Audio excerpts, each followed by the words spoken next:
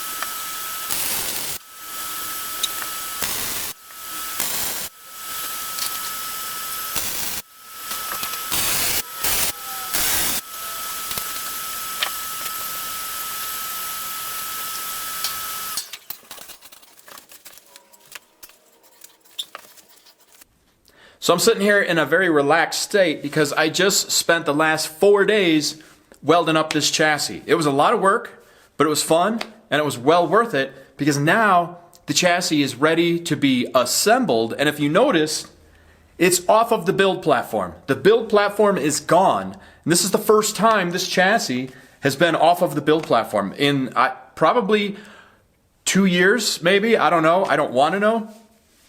Now, you already saw a little clip of just some of the welding. I didn't catch a lot of that because, honestly, I was just getting in there and welding and welding and welding. But I got a couple clips just to show you guys what was involved.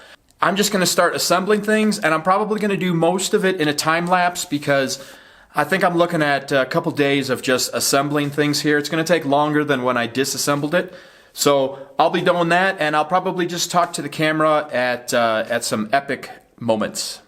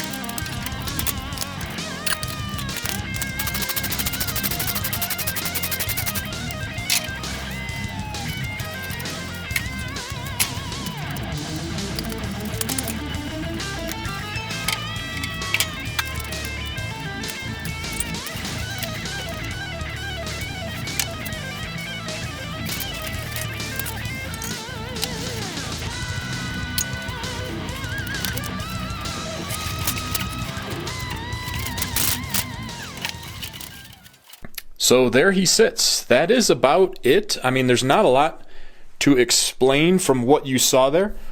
Obviously, I don't have the engine in yet. I'll hopefully have that in this week, but there's a couple things I'm doing before I do that. I do have my temporary adapter in here for now, although I just ordered the Kennedy Engineering adapter, but they build those as you order them, so it's like 3 or 4 weeks out. But when the actual Kennedy Engineering adapter plate comes in with the flywheel and the clutch, I'll do another video of that installation and measuring everything to make sure it's good.